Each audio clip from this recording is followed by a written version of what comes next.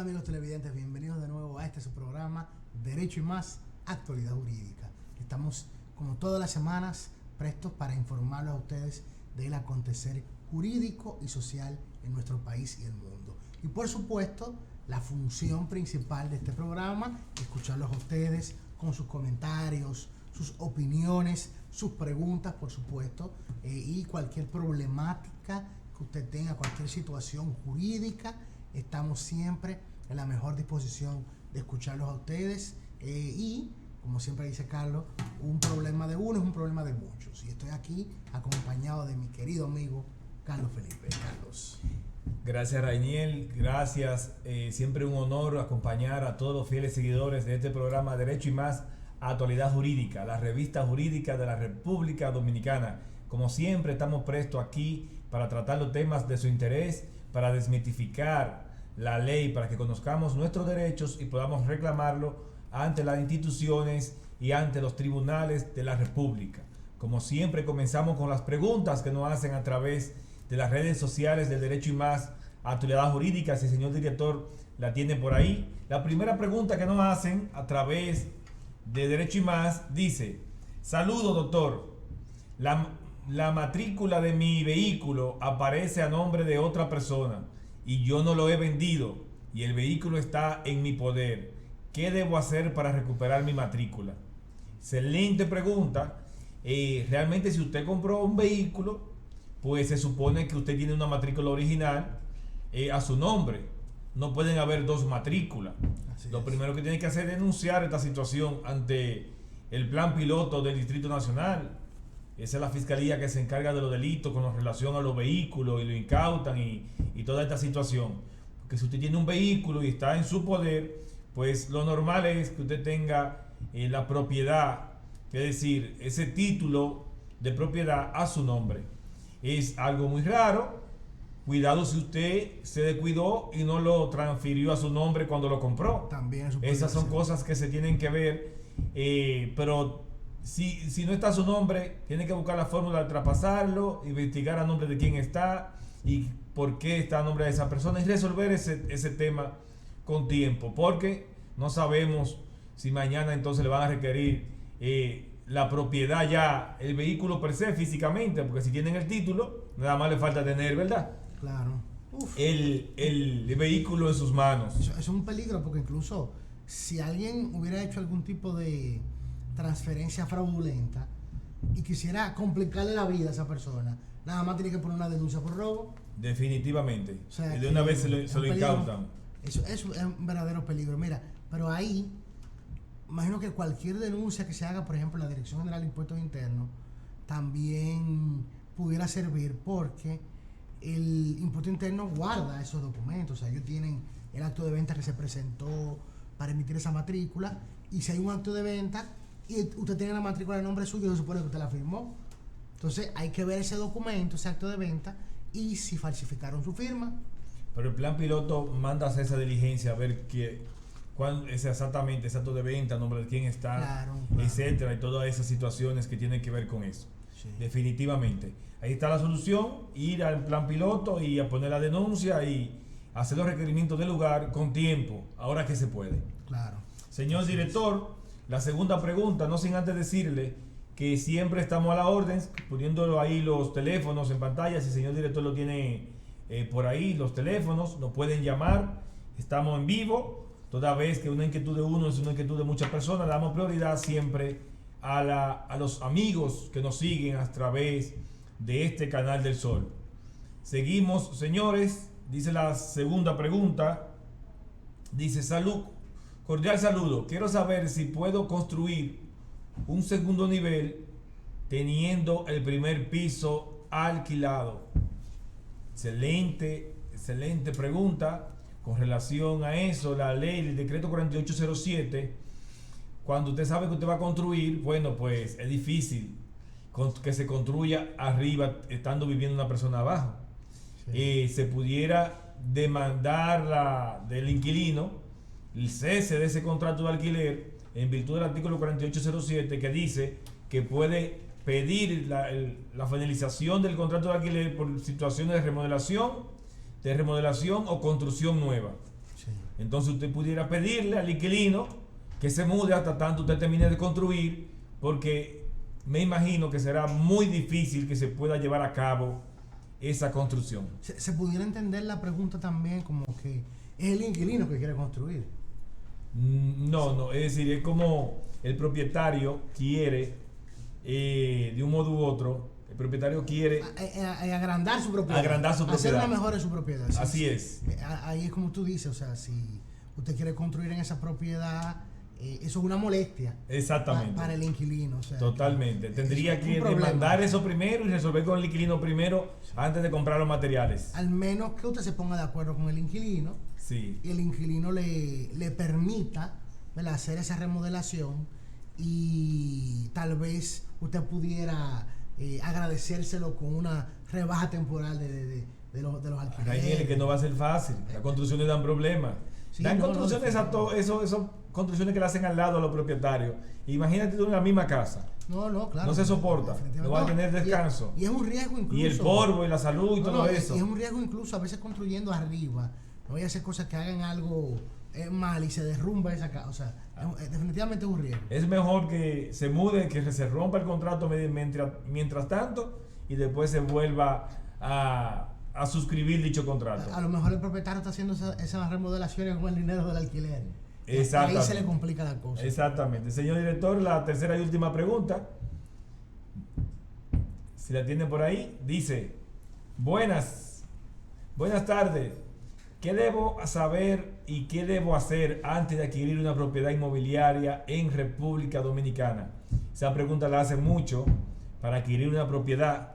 Sí. Hay varios detalles que hay que tener. Sí, Lo hemos dicho, están por ahí incluso. Eso es una pregunta que tú sabes qué, sin que la gente no las haga, debemos de cada cierto tiempo repetirlo. Exacto. Eso es una información esencial que la gente debe conocer, definitivamente. Definitivamente. Lo primero es saber si ese inmueble que usted va a comprar tiene carga o gravámenes, si está hipotecado, si tiene situaciones de derecho, a nombre realmente de quién es que está el inmueble, si está vivo y ha habilitado esa persona para firmar la venta directamente.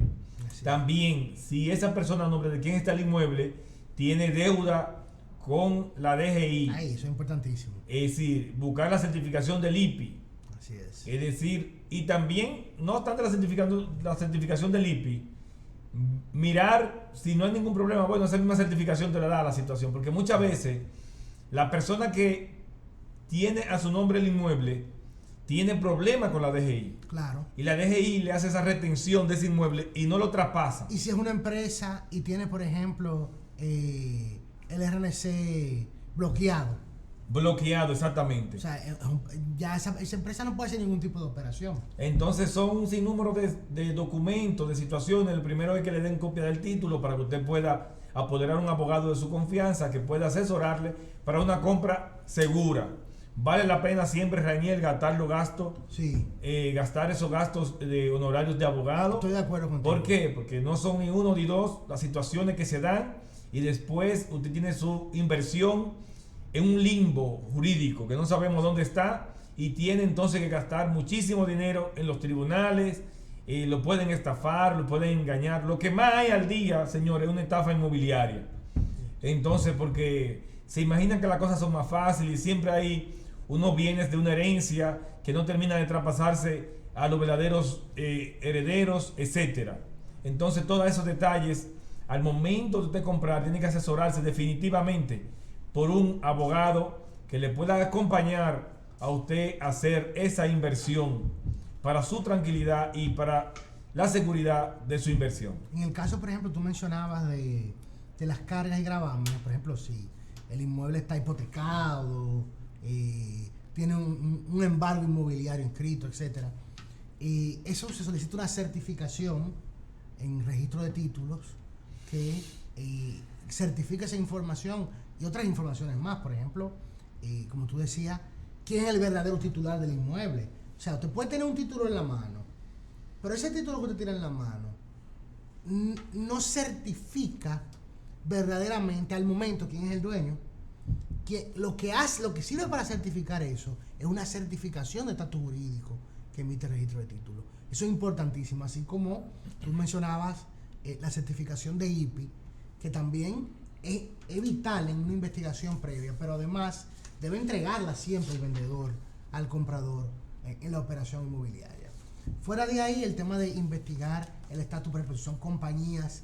Si usted le está comprando una compañía, es importantísimo que usted tenga un abogado que haga una investigación previa en impuestos internos para ver el estatus de esa compañía, porque no es solamente que la empresa tenga al día si el inmueble paga IPI o paga IPI todos los años. No solamente eso, tiene que ver que esa empresa esté al día en cualquier otro impuesto, porque si esa empresa tiene ITEVIS atrasado y el impuesto interno le hace un bloqueo administrativo, usted no va a poder hacer transferencia.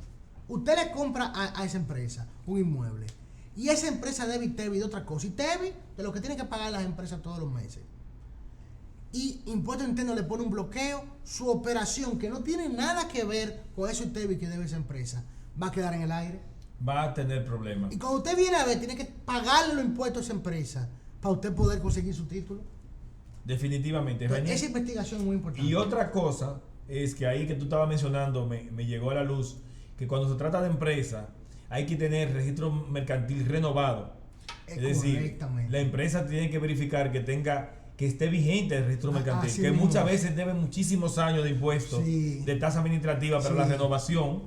Y otra cosa es también que hacen muchísima demanda con relación a esto, es una asamblea que sea oportuna, que sea válida, una asamblea válida para vender el inmueble. Y registrada en cada Y registrada. Y muchas veces, Daniel, cuando un socio quiere hacer la vida imposible, reciben el dinero, se vendió el inmueble, pero aparece un socio que no le dieron la parte que correspondía del asunto del inmueble y hace oposiciones. Así es. Entonces, si ese socio no firmó esa asamblea y esa situación, usted tiene un problema. Hay un problema ahí que se puede complicar en los tribunales. O sea, usted necesita, entonces también, como tú decías, revisar ese registro. Si es una empresa, revisar ese registro mercantil, ver quiénes son los socios y que todos los socios hayan firmado en la asamblea.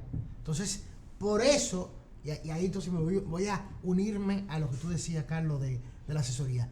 Vale la pena pagar esa asesoría al momento de adquirir un inmueble. O sea, el costo que puede tener esa asesoría, sea cual sea lo que le cobre un abogado, va a valer la pena, no importa por lo que usted se va a evitar.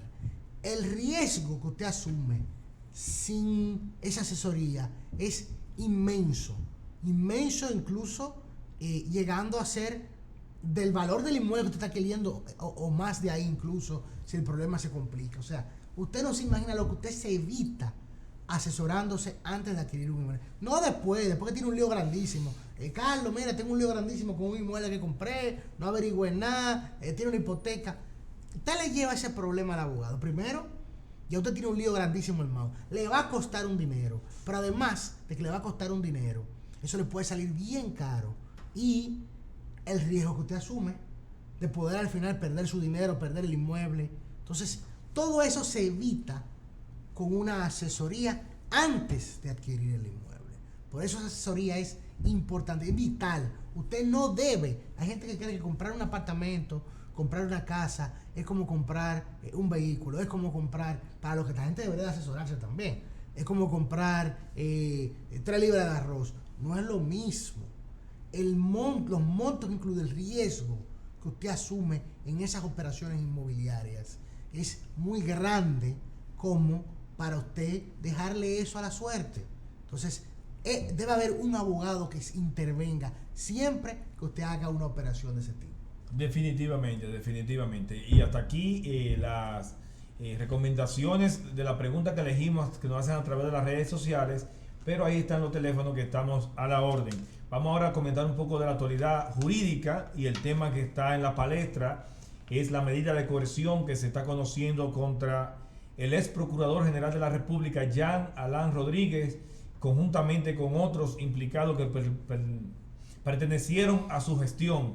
En el día de ayer el Ministerio Público presentó todo lo que tiene que ver con la solicitud de medida de coerción.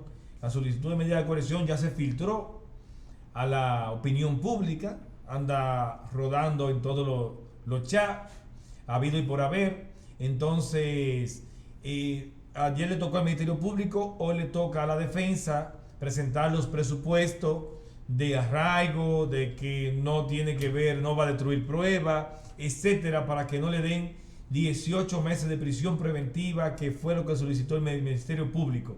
Es decir, el Ministerio Público cuando solicita 18 meses es porque está solicitando también que el caso se declare complejo. Así es. Un sinnúmero lo están acusando de corrupción, lavado de activos, un sinnúmero de artículos del Código Penal, conjuntamente con todas las personas que pertenecieron a su gestión, es decir, algunos 6 o 7, no tengo bien claro el número, pero ex empleados, ex empleados, administradores, asesores. Un señor que fue asesor de la Procuraduría. Y la magistrada el día sábado ya propuso que va a dar su decisión con relación a la medida de coerción del señor Jean Alain Rodríguez.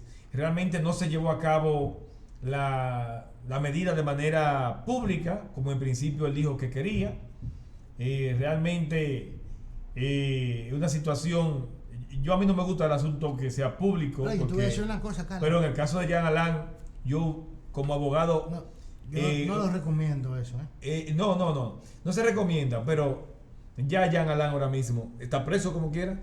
Sí, pero yo te voy a decir una cosa. Él tenía que defenderse ante la situación de ver. El problema de las medidas de coerción, y la gente, incluso vi abogados que están participando en el proceso, hablar de que ellos no tienen oposición a que se conozca la audiencia a través de los medios, que quienes se han opuesto son los imputados.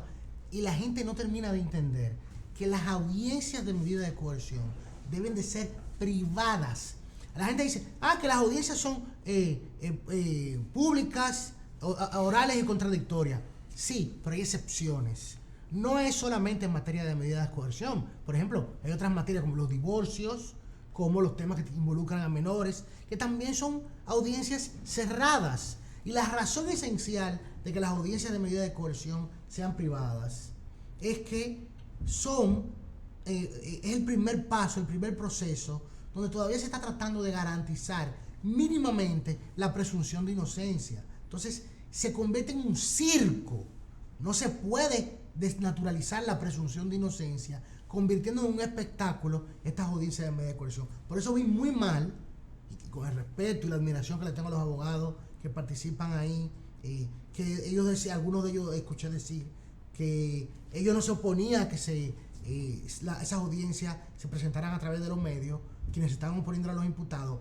Muy mal de parte de ellos, porque eso es un tema esencial de la protección de la presunción de inocencia. Ellos son abogados que no necesitan esa exposición, son todos abogados conocidos, respetados, con prestigio. Eso no le va a hacer ni más ni menos. Entonces, eso a quienes afecta son a las personas que están imputadas ahí. Que dicho sea de paso, Carlos, creo que vale la pena mencionar que a nadie le sorprendería que se impusiera prisión preventiva, ¿verdad? A nadie. Sin embargo, todas esas son personas que tienen arraigo, que es muy difícil. Jean Alain Rodríguez, sin tener impedimento de salida, de manera ilegal y arbitraria, no pudo salir del país 2 veces. No una, no. 2 veces se le impidió salir del país sin tener impedimento de salida. Imagínese usted teniendo impedimento de salida. Entonces, son personas que no se van a sustraer del proceso. No hay necesidad. Aquí en este país no existe la presunción de inocencia. Aquí te señala el Ministerio Público, la prensa te condena, la sociedad te condena, te destruyen tu honor, te destruyen tu honra. Y fíjense que esto lo vengo diciendo en todos los procesos donde sucede lo mismo. No importa quién esté involucrado, porque el fondo de esos procesos lo podemos discutir aquí, yo puedo dar mi opinión, etcétera, de lo que yo pueda pensar de lo que ha sucedido en esos casos. Pero respecto al respeto de la presunción de inocencia, porque el problema de eso es que si permitimos que se pisoteen esos derechos, eso es como el caso del impedimento que Carlos y yo estuvimos hablando aquí, de cuando se le impidió a Jean Alain Rodríguez salir del país. Muy lindo, sí, muy bonito, nos hacemos los graciosos porque queremos a Jean Alain Rodríguez preso. Pero el problema es que si permitimos las arbitrariedades, el día que nos toquen a nosotros, o como dice Carlos, un cliente de nosotros, tenemos que quedarnos callados, porque lo permitimos en otros casos. Entonces, no podemos permitir arbitrariedades.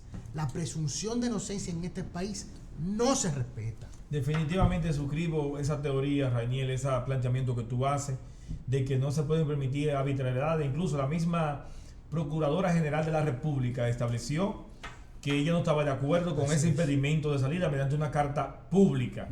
Ahora bien, con relación a la privacidad o no, me suscribo también de que lo que hace es que se le hace más daño al imputado con relación a eso, porque siendo inocente se expone, se hace una nebulosa. Lamentablemente aquí no se están llevando esa medida de coerción como debe de llevarse. No. Es decir, porque aquí lo que se hace es un mini juicio de demasiados detalles, demasiadas situaciones. Claro. Ahora bien, ya que estamos viviendo esa la realidad, no podemos ser ajenos a la realidad.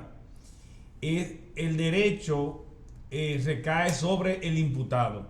Es decir, si el imputado tiene un derecho a que no se haga público.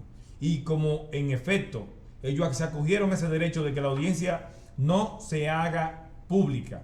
Pero también el imputado puede decir, el proceso de oral público contradictorio. Yo pudiera renunciar al derecho de secreto e irme a que se conozca ante la opinión pública mediante que permitan que entre a la prensa a la sala de asuntos. ¿Por qué?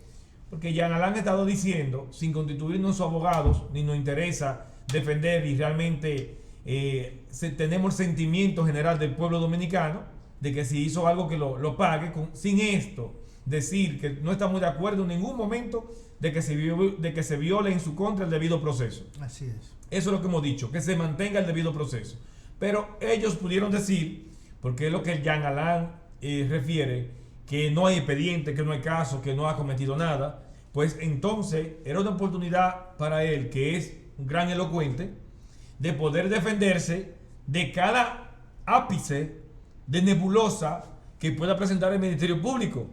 Porque el Ministerio Público puede decir, había una asociación de malhechores y llenaban el ron de la campaña, se pasaba abajo en la Procuraduría. Él puede decir, ¿usted me vio a mí ahí? ¿A quién yo le di orden para que hiciera eso? Entonces lo hicieron en contra mía también, en contra de mi voluntad.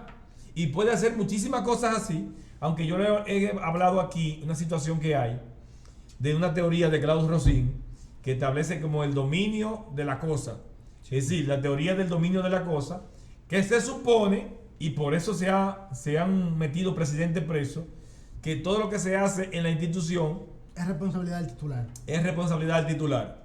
Entonces ahí realmente hay muchas situaciones, Rainiel, que hay que darse la respuesta en el derecho, que hay que reclamar, como son la teoría del dominio de la cosa, como son la situación aunque es un caso de corrupción, es un caso grave, pero hay muchas personas que se están quejando de que ya desde ahí se le está dañando la dignidad a la persona, que lo llevan como si fuera que hubiese matado a dos o tres, o que estuviera vendiendo droga, no, como si fuera y que de cartel un vieran criminal de alto peligro. De alto peligro, exactamente, que lo llevan demasiado.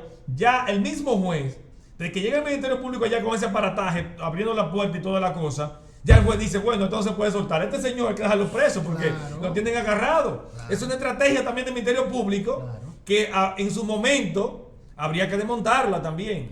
Porque ¿por qué tanto parafernalia, tanta cosa, tantas situaciones? Es decir, ¿tiene la autorización del juez para esto? ¿Necesitaría una autorización de un juez para que pueda maniatarlo de esta manera al imputado? Pero tal vez no necesita la autorización del juez, pero sí, como tú dices, me gusta lo que tú dices de estrategia. Pudiera el juez de la garantía decir, no, ese aparataje que ustedes están haciendo manda un mal mensaje. ¿Por qué razón está expresamente prohibido que un militar activo vaya al tribunal uniformado? ¿Por qué el general Adán Cáceres no puede ir al tribunal uniformado con sus estrellas? Ya tú sabes, ¿tú te imaginas esas estrellas en el tribunal? No. Oye, pues cualquiera dice, no, espérate, yo no me voy a meter con este poder. Entonces, ¿por qué está prohibido? Por eso, por el mensaje que manda el uniforme.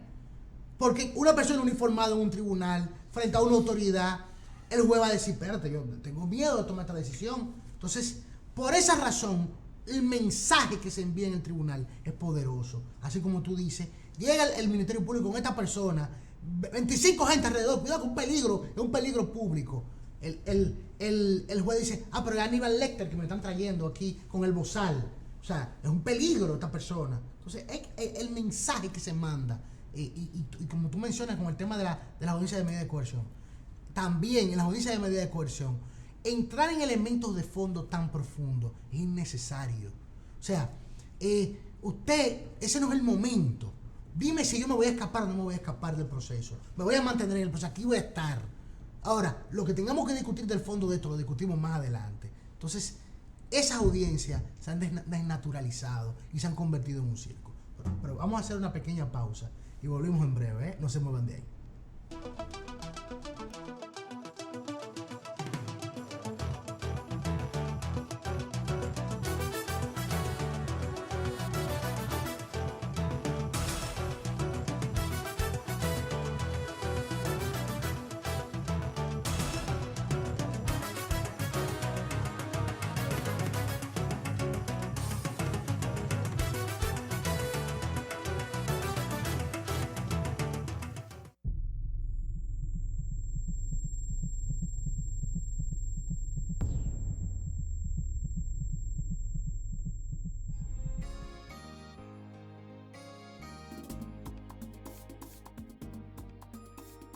Estamos peinando el país a través del telecable.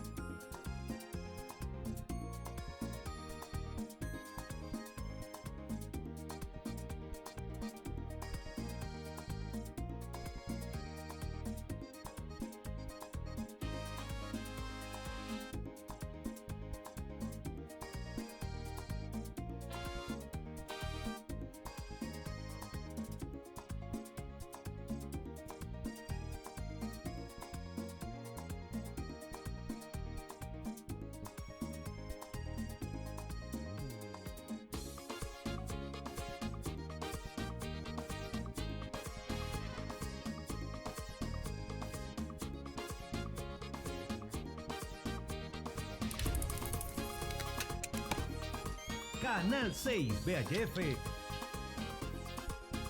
y Canal del Sol 65 UHF.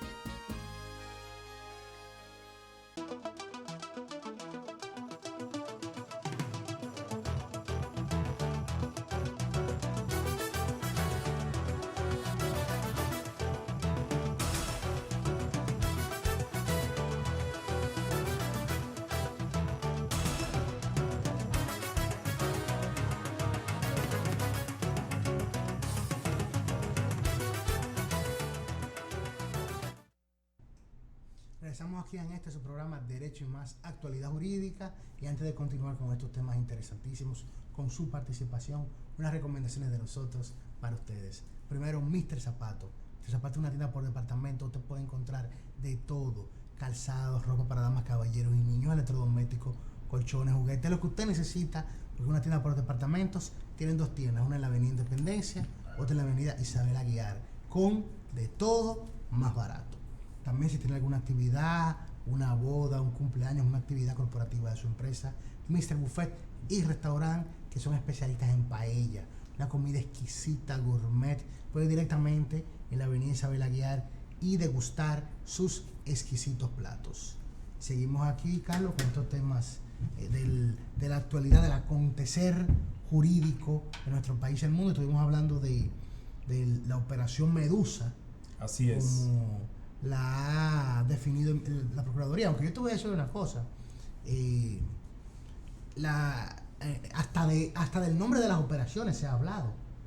Hubieron personas que dijeron que llamar las operaciones de esta manera atentaba en contra de la dignidad de las personas involucradas. O sea que hasta eso se ha criticado, pero tal vez en algunos casos no hay que ser tan sensibles, pero sobre todo en el tema de la presunción de inocencia y del mensaje que se le manda al tribunal hay que tener mucho cuidado. Así es, definitivamente. Eso es la situación, Reinier, de que ahora la Fiscalía y la Procuraduría General de la República se está enfrentando a sectores poderosos. Sí. Y por eso están surgiendo tantas cosas que conllevan a que se regularicen muchas cosas. Sí. ¿Por qué? Porque la sociedad entera tiene sus ojos puestos sobre estos procesos.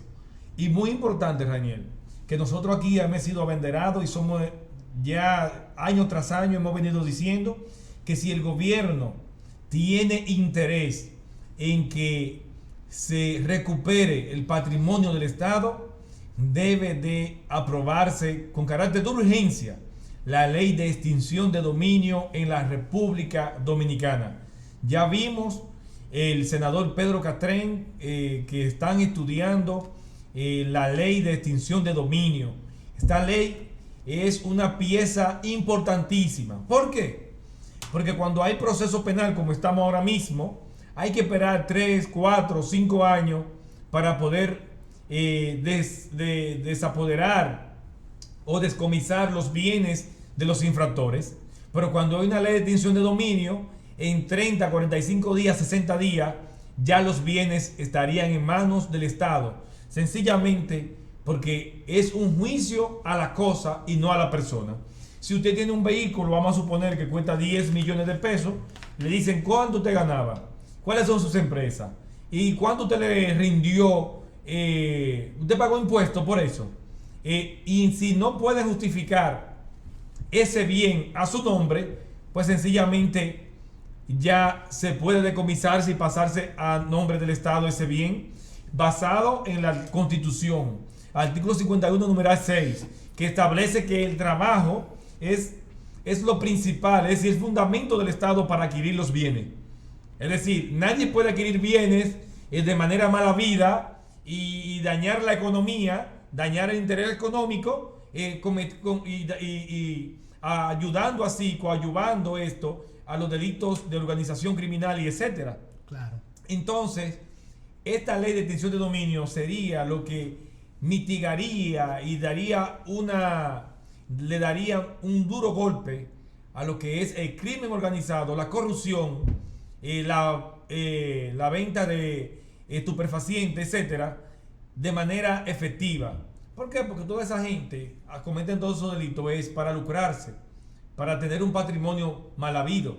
Entonces, como lo hemos dicho siempre, a raíz de estos casos, como el caso Medusa y caso Odebrecht, etcétera, ahora parece ser que el Congreso de la República Dominicana está enfilando sus cañones para aprobar esta ley de extinción de dominio, que es novedosísima, que es una ley muy eficaz, que tiene figuras nuevas, autónomas del derecho penal, autónomos del derecho civil, y que en 60 días a la persona que le haya robado al Estado o que haya tenido bienes como resultado de asuntos ilícitos, de infracciones ilícitas, pues sean decomisados inmediatamente y puestos en favor de la sociedad. Óyeme, yo creo que la debilidad principal que existe hoy en día, sobre todo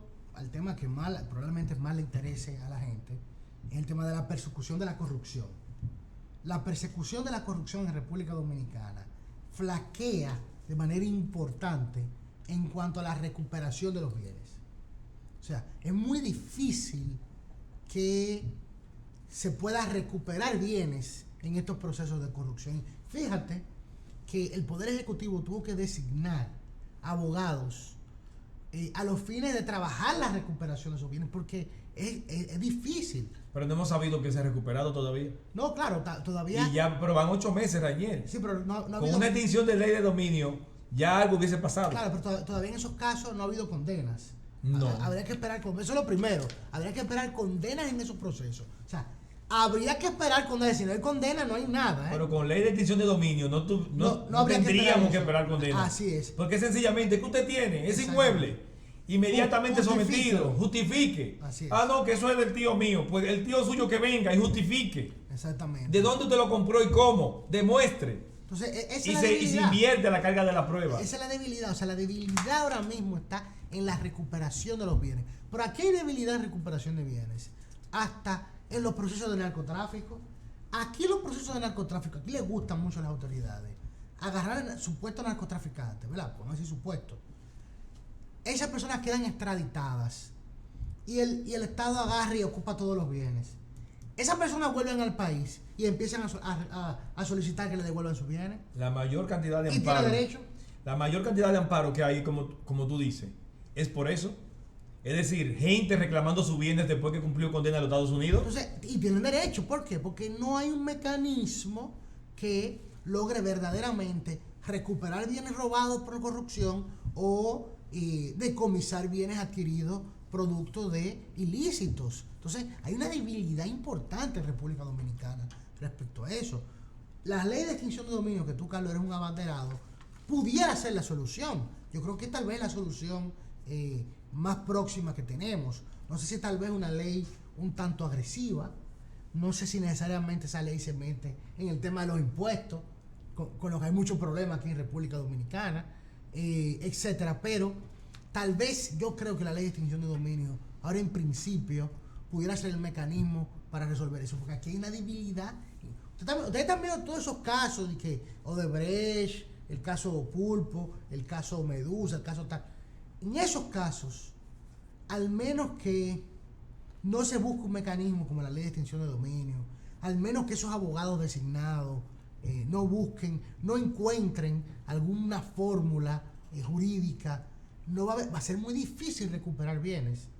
Hay precedentes, por ejemplo, el PEPCA, cuando era Dirección de Persecución de la Corrupción Administrativa todavía, si no me equivoco, llegó a tener varios procesos donde el Ministerio Público se constituía en actor civil y obtenía una indemnización. De esa forma, el Estado lograba recuperar bienes, porque condenando a esas personas, además de haber cometido la corrupción, a sus penas, ¿verdad?, penales, valga la redundancia, de prisión y demás, también se le condenaba a pagar una indemnización que implicaba en cierta medida devolver lo robado. Entonces, ese ha sido el mecanismo que se ha utilizado en la práctica hasta ahora. Pero el tema ahí, Reinier, tan es fácil. que tiene que esperar una condena definitiva. Así es. Y pasar 3 grados aquí, más la audiencia preliminar, no es fácil, No es fácil. para llegar hasta allá. Entonces, ¿qué ocurre? Que pasa como el caso de los generales, que utilizan los vehículos, que utilizan las casas, que todo anda, se está pudriendo, Sí, y eso sí. viene, se daña, se pierden, y no es posible. De esta manera no es posible. Entonces, la opción ahí sería tener una ley de extinción de dominio. Cuando tú dices que es agresiva, Reinier, no hay ley más agresiva aquí que para mí es inconstitucional que la ley de lavado de activos. Es decir, sí. es lo mínimo que hay en lavado de activos. Extremadamente agresivo. Son 10 años. Si tú eres amigo mío y yo tengo un dinero y digo, Rainier, guárdame ese carrito ahí, ponlo a tu nombre 2 o 3 días, ya 10 años para Rainier. Sí. Es decir, pues ya tú eres mi testaferro. Extremadamente agresivo. Entonces, ¿hay asuntos más agresivos que hay? Sí, no, pero además otra cosa. Los abogados, notarios, contadores, tú eres mi cliente, Sí. tú vas a mi oficina y me dices, mira, Carlos Felipe, yo quiero comprar esta propiedad que cuesta tantos millones. Y yo veo, ¿cómo, Rainier? Yo tengo que denunciarlo. Sí. Es una operación sospechosa. Pero ¿de dónde y me lo traíste en efectivo. ¿De dónde esta persona sacó este dinero? Y tú tienes que Entonces, denunciarlo. óyeme, yo, que no puedo decirte a ti que lo vas a denunciar, tengo que hacer policía. Y si yo no lo hago eso, Policía no, tiene que ser un caliye. si yo no hago eso, Las autoridades. si yo no hago eso, me Eres tú, condenan a mí a eres 5 tú años de condenado, prisión. claro. Me condenan a mí a 5 años de prisión, más 5 millones de pesos de multa. Sí. Óyeme cómo es la cosa.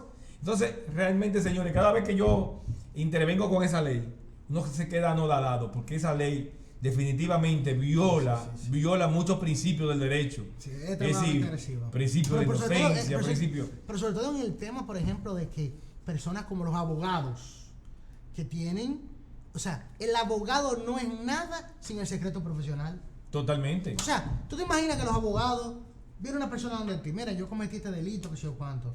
El Ministerio Público sabe que tú eres el abogado, viene donde ti. Carlos, dígame qué fue lo que le dijo su cliente. Usted está obligado a... Pero tú te imaginas. No, eso es se que- acabó la defensa. Se acabaría la defensa. Bueno, se eso- acabaría el Estado de Derecho. a eso es lo que están obligando ahora mismo. Se acabaría el Estado de Derecho. Entonces, tú no puedes obligar a un abogado a denunciar, a declarar en contra de su cliente.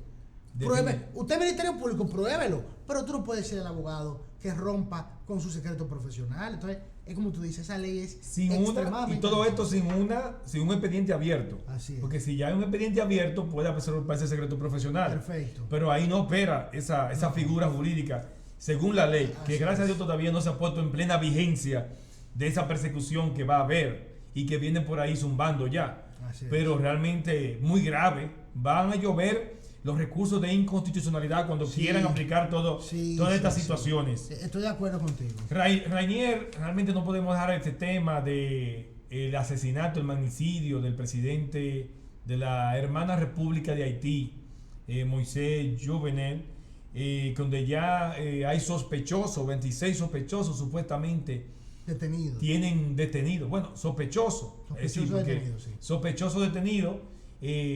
Ahora, tanta gente no se vieron en el video tampoco. Hay que ver por qué tanta gente. Bueno, yo creo que hay todo el que es colombiano y es extranjero, lo están agarrando preso para ver qué sabe, para interrogarlo por lo menos. Sí, y además, habrá que ver.